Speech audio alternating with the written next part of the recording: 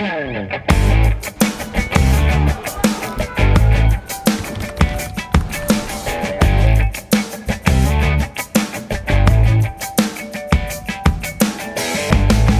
programa de hoje, vamos conversar sobre um tema muito importante, que é a violência contra a mulher, as várias formas de violência e também alguns aspectos importantes que envolvem a Lei Maria da Penha, como também, na hora que há separação entre os pais, como é que fica a situação de filhos. Muito se fala em alienação parental, mas você sabe o que é violência vicária? Tudo isso e muito mais vamos tratar hoje aqui no nosso Espaço Cidadão com a advogada, doutora Fernanda Justino. Seja bem-vinda ao nosso Espaço Cidadão. Obrigada, Robson. Bom dia, boa tarde, boa noite a todos. Prazer tê-la conosco. Eu gostaria que você pudesse iniciar a entrevista falando um pouquinho sobre, de uma maneira geral, tem tido avanços, tem sido positiva já há tanto tempo de vigência da Lei Maria da Penha? Tem sim, Robson. Graças a Deus, a Lei Maria da Penha, ela está sendo bem aplicada. Nós temos delegacias especializadas, com delegadas especializadas acompanhando os casos que chegam, né, nessas delegacias. Nós temos também promotoras e promotores do Ministério Público que também são capacitados para acolher essas mulheres, acolher essas denúncias de violência doméstica em todo o Brasil. E os casos vêm aumentando, com a pandemia aumentaram ainda mais, e agora o que vimos foi que realmente, infelizmente, a violência doméstica ela tem tomado uma proporção maior. E acredito eu que seja pela informação, que agora as mulheres sabem o que é violência doméstica e como denunciar. Então, por isso que esses casos estão aumentando. Muito bem. E só para a gente citar rapidamente, antes de entrarmos em alguns detalhes que as pessoas ainda não conhecem, né? Quando você tem uma relação de pais separados, você tem os filhos, e no meio dessa relação há uma série de complicações, e daqui a pouco vamos falar sobre o que é violência vicária e falar também sobre o que é alienação parental. Mas quais são as outras formas de violência contra a mulher que estão previstas na Lei Maria da Penha? A Lei Maria da Penha, ela destaca que a violência contra a mulher, ela consiste em qualquer dano gerado à dimensão psicológica, emocional, moral, física, sexual, patrimonial da mulher, certo? Então, a partir do momento que a gente tem, por exemplo, eu vou dar alguns exemplos de violência moral. É quando o homem ele acusa a mulher de traição, emite juízos de valor sobre a conduta dela, faz críticas mentirosas, expõe a vida íntima dela, rebaixa a mulher por meio de xingamentos, desvaloriza ela pelo modo que ela se veste. Isso são tipos de violência moral. A violência física ela é mais conhecida, então é aquele espancamento, atirar objetos, o sufocamento, até mesmo utilizar armas brancas, armas de fogo, tortura, tudo isso está dentro da violência física. A violência psicológica é aquilo que as mulheres mais têm dificuldade em identificar. Então, eu vou querer dar um leque maior de exemplificações para que você, mulher que está assistindo agora, também perceba se você participa ou não deste tipo de violência, já que ela é a mais difícil de ser provada, ela é a que mais acontece dentro das relações. Uma violência psicológica, por exemplo, é a ameaça, é a humilhação, é o constrangimento, a manipulação, isolamento. O que é esse isolamento? É você proibir a mulher de trabalhar, proibir a mulher de estudar, proibir ela de viajar, de falar com parentes, de amigos, tudo isso. Então, havia uma vigilância constante a essa mulher, uma perseguição, uma exploração, limitação do direito de ir, vir, ridicularizar essa mulher, sempre colocar ela para baixo, sempre dizer que ela não é boa o suficiente, ou ela não está apta o suficiente para ir para o mercado de trabalho, distorcer e omitir fatos para deixar que essa mulher tenha dúvida da sua própria memória, ou seja, no meio da relação acontece alguma coisa e a mulher faz, não, mas foi você quem fez isso, e ele reverter isso, distorcer esse fato para que ela tenha em xeque a sua memória, a sua capacidade de sanidade mental. Isso é um tipo de violência psicológica que acontece muito nas relações. A violência sexual, ela já está no estupro, em obrigar a mulher a fazer atos sexuais que causam desconforto, repulsa, por exemplo. Eu quero agora fazer uma relação sexual e eu quero fazer com tal objeto, eu quero fazer vendo tal filme, vendo tal coisa. Isso causar aquele desconforto na mulher, causar repulsa da mulher, isso é um tipo de violência sexual. Impedir o uso de métodos contraceptivos, forçar a mulher a abortar ou forçar uma gravidez, forçar um matrimônio, entendeu? Limitar ou anular o exercício dos direitos sexuais da mulher, dela poder escolher o que lhe dá prazer, o que ela gosta. Então, são tipos de violência sexual. A violência patrimonial, ela já acontece em determinados casos, ela é um pouco mais difícil, mas ela acontece, que é controlar o dinheiro, deixar de pagar pensão alimentícia, quando esta pensão alimentícia é para a ex-cônjuge, né? Quando é para a mulher, aquela mulher que já sofreu um tipo de violência, que foi impedida de ingressar ao mercado de trabalho, quando ela se separa e ganha uma pensão do juízo de família, ele deixa de pagar esta pensão para ela, é um tipo de violência. A destruição de documentos pessoais, entendeu? Privar valores e recursos e mais, causar danos a objetos que ela goste de forma proposital. Por exemplo, ela tem um quarto de maquiagens e durante uma briga ele vai lá e destrói tudo de forma proposital, sabendo que aquilo é importante para ela. É um tipo de violência patrimonial e que as mulheres Ou a acabam roupa por que não ela saber. gosta, por exemplo, né? A roupa que ela gosta, uma roupa que ela comprou e que ele não aprovou, e ele foi lá e picotou, destruiu. Isso é um tipo de violência patrimonial. E aí vamos falar também sobre duas outros pontos importantes quando a gente fala de violência. Primeiro, eu queria que você explicasse o que que é e desse um exemplo sobre a alienação parental e, na sequência, aí a gente conversa um pouco sobre o que que é a violência vicária. Tá, vamos lá.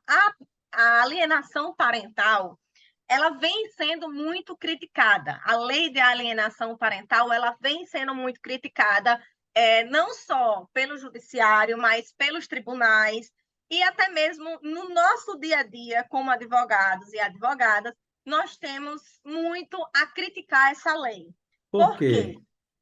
Porque quando a gente vai usar na prática, um caso concreto, nós temos um ex-casal e esse pai se utiliza dos seus filhos para tentar manipular a vida da mulher. É isso que está acontecendo e é essa a conversa atual do judiciário, dos tribunais superiores.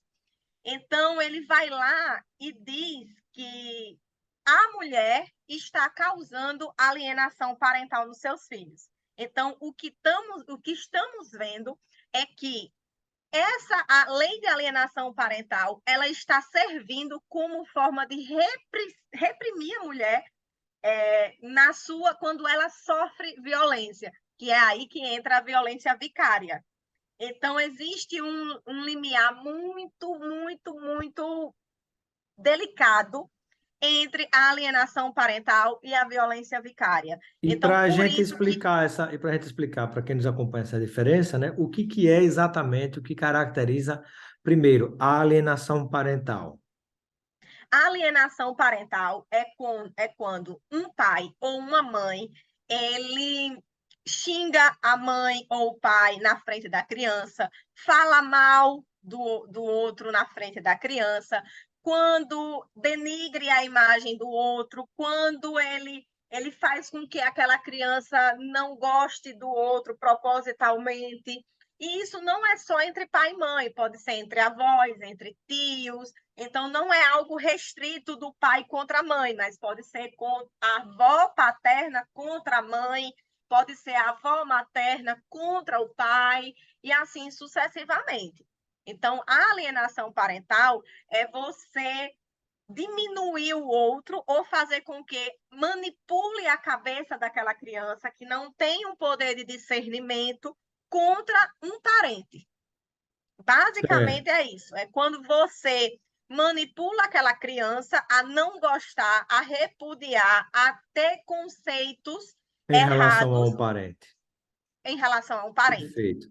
E o que é a violência vicária, né? Onde é que fica a diferença entre os dois? Vamos lá. Nós que atuamos na área também nos deparamos com esse tipo de violência que não está prevista em lei.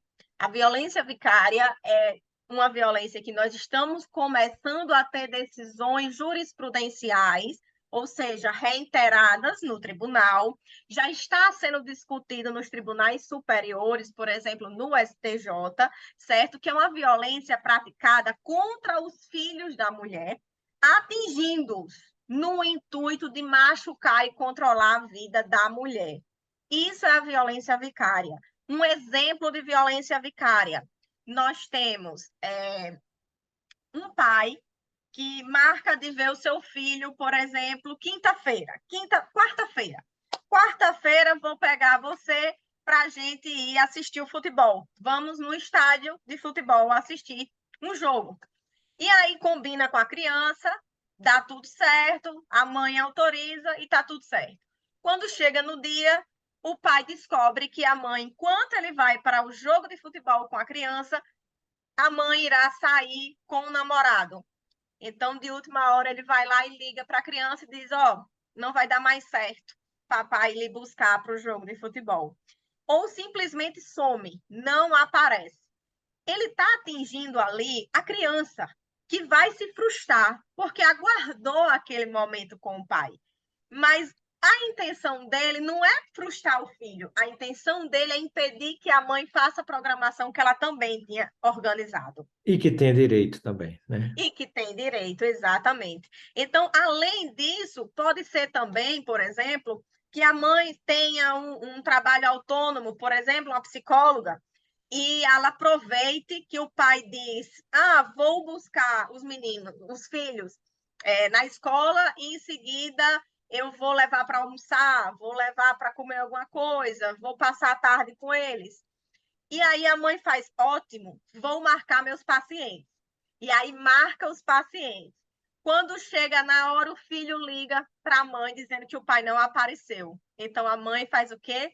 Tem que desmarcar os pacientes, deixar de trabalhar aquele momento, porque o pai utilizou as crianças para que ela tivesse prejuízos econômicos. Agora vocês imaginem uma psicóloga tendo que desmarcar quase todas as semanas as consultas com seus mesmos pacientes, porque o pai diz que vai buscar e não vai. Então, ela fica nessa insegurança, lhe prejudicando, inclusive patrimonialmente. Não só o psicológico do próprio filho. Sem dúvida, né? Lamentável esse tipo de coisa.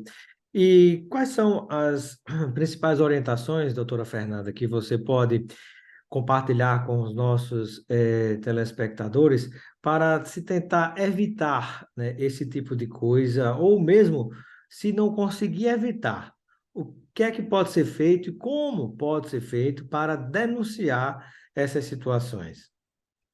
Infelizmente, a violência doméstica não é controle nosso como mulher e nem controle da sociedade.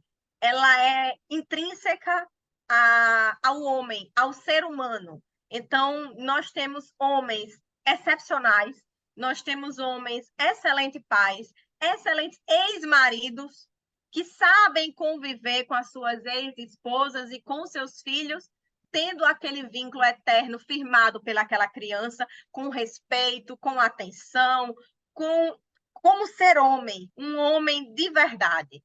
Mas, infelizmente, nós temos homens que não respeitam, que não sabem os seus limites, e isso não cabe à mulher, ela tentar impedir que o homem haja dessa forma, mas cabe a ela saber como identificar essas coisas sutis que a violência doméstica dá logo no início de um relacionamento, logo no início de um casamento. E assim, o conselho que eu posso dar: não se submetam a pequenas violências, porque no futuro, e talvez num futuro próximo, essas ações sejam muito mais fortes e você, mulher, psicologicamente esteja muito mais dependente, muito mais apegada a E este homem, frágil, a né? esta relação. E vai ser muito mais difícil você sair a longo prazo do que você saindo logo quando você identifica. Então, assim, se você identificou e você quer denunciar, o que eu aconselho? Vá a uma delegacia especializada da sua cidade. Ah, doutora, mas eu moro no interior, não tenho delegacia especializada. Vá no Ministério Público, vá na promotoria da sua cidade, procure o promotor responsável e vá lá fazer a denúncia. Doutora, também não tem promotoria na minha cidade. Vai ter que ir numa delegacia comum. Infelizmente, situações que não são violência física, as delegacias não especializadas não têm um preparo técnico para receber estas mulheres. Muitas vezes, em muitos casos, presenciados por mim, essas mulheres buscaram as delegacias não especializadas, não tiveram o amparo necessário, exatamente por eles não terem essa especialidade, e aconteceu uma violência física, por exemplo. Porque para as delegacias comuns, parece que violência doméstica é só a violência física. E não é. Existem Pois é, tantas outras violências que falta esse precisam ser preparo. amparadas. Muito bem. Quero agradecer a participação da advogada, a doutora Fernanda Justino, pela sua participação no nosso Espaço Cidadão. Seja sempre bem-vinda. Muito obrigada, Robson. Muito obrigado.